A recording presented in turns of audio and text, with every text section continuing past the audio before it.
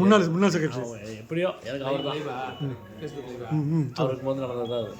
நான் கேட்குறேன், ஒரு அரசாங்கத்தில் ஒரு சட்டமன்றத்தில் வெயிட்டிங் லிஸ்ட் வச்சுருக்காங்க. பிஎஸ்டி போட்டிருக்காங்க, டிஜிடி போட்டிருக்காங்க, எல்லாம் வெயிட்டிங் லிஸ்ட் வச்சுருக்காங்க.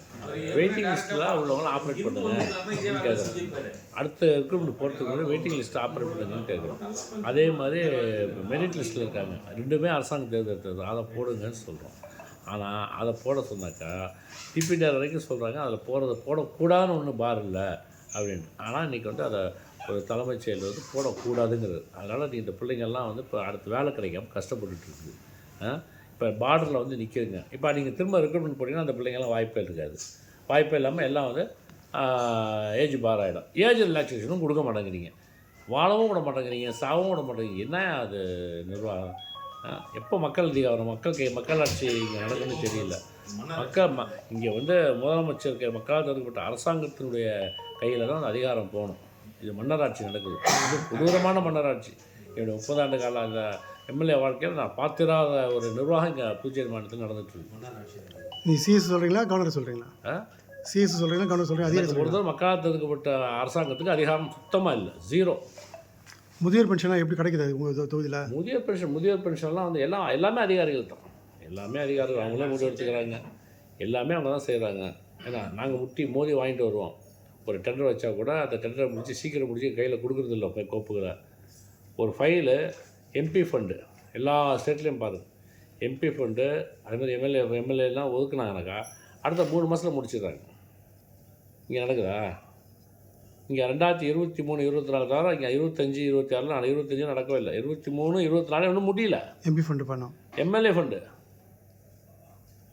அவ்வளோ சின்ன ஊரில் 24 ஐஏஎஸ் ஆஃபீஸர் ராஜா மாதிரி இருக்கிறாங்க. ராஜா மார்த்தாண்ட அங்கே வரும்போதே இங்கே உள்ள மந்திரி ரூம்லாம் கதவை திறந்து வச்சுருக்காங்க. அது செக்ரட்டரி கிளம்பும் போதே பார்த்தீங்கன்னா சிஸ்வரார் பராக் எல்லாம் கதவை இங்கேயே திறந்து வச்சுறாங்க. அவர் பக்கத்தில் சீட்டு போட்டு உட்கார வச்சுக்கிறாங்க மந்திரிலாம். ஆஃபீஸர் தானேங்க, எத்தாப்பில் உட்கார வச்சு பேசுங்க. எதுக்குங்க வந்து அவர் கூட்டுக்கு பக்கத்தில் உட்கார வைக்கிறீங்க? அவர் போலீஸ் எஸ்கார்டு பைலட்டு முதலமைச்சருக்கான எல்லா தகுதியும் கொடுத்துருக்காங்க. பைலட் போட்டுருக்காங்க, போட்டு அவர் போகிறாரு. அது எலிஜிபிள் இருக்கா சார் போகிறதுக்கு? எலிஜிபிள் யார் ஃபிக்ஸ் பண்ணுறாங்க? அதான பிரச்சனை. இப்போ எலிஜிபிலிட்டி யார் ஃபிக்ஸ் பண்ணுறா? அவங்களே ஃபிக்ஸ் பண்ணிக்குவாங்க. நாங்கள் கேட்டால் இல்லைம்பாங்க, முதலமைச்சர் கேட்டால் ப்ரொவிஷன் இல்லைம்பாங்க. ஆனால் அவங்க எந்த விதமான நோ பார் அங்கே யாரங்கே அப்படின்னு கூப்பிட்டு சொன்னால் உடனே ஆடுவாங்க. அவ்வளோதான், சரியாக போச்சு. மாநில அந்தஸ்து வேணுன்றீங்க? 100% மாநில அந்தஸ்து வேணும். மாநில அந்தஸ்து இல்லைன்னா தேர்தலில் எல்லோரும் நிற்கணுமாங்கிறத மறுபரிசீலனை செய்யணும். என்னுடைய கருத்து. என் கட்சியில் கேட்டால், என் தலைவர் கேட்டால் தான் சொல்லுவான், தேர்தலில் நிற்கணுமா அப்படிங்கிறத மறுபரிசீலனை செய்யணும். என்னத்துக்கு தேர்தல் ரெண்டு யாருக்காக நிற்கிறோம்? மக்களுக்கு சேவை செய்கிறாங்க. இல்லையே, நடக்கலையே. முதலமைச்சரே நடக்கலாம், அவர் தான் சட்டமன்றத்தில் சொல்கிறாரு. என்ன பண்ண சொல்றீங்க?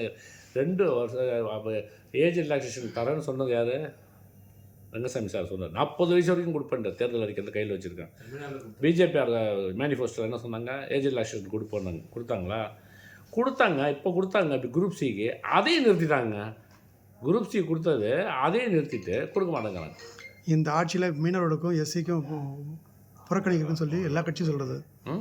மீனவரும் ஒட்டுமொத்த மாநில மக்களே புறக்கணிக்கப்படுறாங்கிற அதில் ஜாதி மாதம் எதுவும் கிடையாது. எல்லாருக்கும் பார்த்தா தான். பிசிஎஸ் ஆஃபீஸருங்க அவங்களுக்கு இந்த குறிப்பிட்ட டைம் வந்தோன்னா அவங்களுக்கு ப்ரொமோஷன் கிடைக்கணும். அவங்க தாசில்தார் இருக்காங்களா, தாசில்தார் வர்றாங்களா, அடுத்து பிசிஎஸ் வர்றாங்களா, அப்படியே வந்து entry grade, selection grade, joint secretary grade அப்படியே போயிட்டே இருப்பாங்க. யாருக்கும் கொடுக்கலங்க. எல்லாம் சிடிசியில் வச்சுருக்காங்க. போகும்போது அவன் தாசில்தாரே ரிட்டையர். இப்போ அப்படி இருக்கிற என்ன பிரச்சனை கேட்டிங்கன்னா, தாசில்தார் போஸ்ட்டே ஃபில்லப் பண்ண முடியல. ஏன்னா அதை லீனில் காட்டுறாங்க. அந்த போஸ்ட்டையும் ஃபில்லப் பண்ண முடியல. அதை பண்ண முடியாதுல்ல. டிடி ப்ரொமோஷன் கொடுக்க முடியல. இப்போ டிடி போய் எல்லாம் எலிஜிபிள் ஹேண்ட்ஸ் இருக்கிறாங்க. எங்கேயிருந்து ஓடி போய் என்ன பண்ணுறாங்கன்னு டேரக்ட் ரெக்ரூட்மெண்ட் போட்டாங்க. அப்போ கால்ஃபர் பண்ணாங்க. வேலை கொடுக்கட்டும், அது வர இருக்கிறேன். அதனால் நாங்கள் சர்வீஸில் இருக்கிற மக்கள் பாதிக்கக்கூடாதுல்ல. இளைஞர்கள் வேலைவாய்ப்பு மறுக்கப்படுது. இளைஞர்கள் வேலைவாய்ப்பு மறுக்கப்படுது. இளைஞர்களுக்கு கொடுக்கணுங்கிறது எங்களுடைய கருத்து. அதோட மாறுபட்ட கருத்து கிடையாது. இருக்கிறவங்க பாதிக்கப்படும். இருக்கிறவங்களே கொஞ்சம் நான் I'm eligible for next promotion இருக்கும்போது எனக்கு அந்த டைமில் கொடு. பக்கத்தில் என்னங்க பெரிய ஏரியாங்க தமிழ்நாடு, கரெக்டாக நடக்குதுங்க.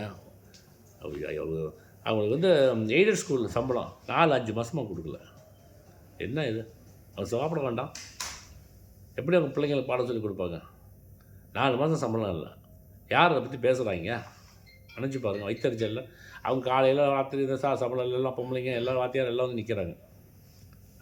யார் என்னடா அவங்க கவர்மெண்ட்டில் வேலை செய்கிறோம், சம்பளம் கொடுத்து வாக்குறுதியை காப்பாற்ற என்ன சம்பளம் பட்ஜெட் அலோகேஷன் கொடுக்குறோமா? நாங்கள் எம்எல்ஏ, நாங்கள் தான் கையெழுத்து போடுறோம், நாங்கள் தானே ஜே போடுறோம், கொடுக்குறோம். அவனுக்கு ஏன் சம்பளம் கொடுக்கல? பதில சொல்லுங்கள். என்ன காரணம்?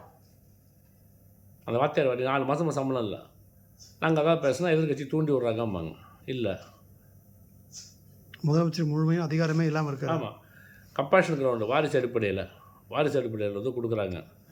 வாரிசு அடிப்படையில் வேலை கொடுக்கணும், 5% கொடுக்கணும் அப்படின்னு இருக்குது. எம்டிஸ்லாம் கொடுத்தாங்க. இப்போ அதெல்லாம் கிடையாதுன்ட்டாங்க. 2020க்கு அப்புறம் உள்ள கேஸ் எடுங்க. பர்த் ரைட்டாக கேட்கக்கூடாதுங்கிற சிஎஸ். குடும்பத்தில் செத்து போய் அந்த பிள்ளைங்க வேலை கட்ட தாயும் பிள்ளையும் அலையுதுங்க. பர்த் ரைட்டு கிடையாது, கொடுக்க முடியாதுங்கிறார்.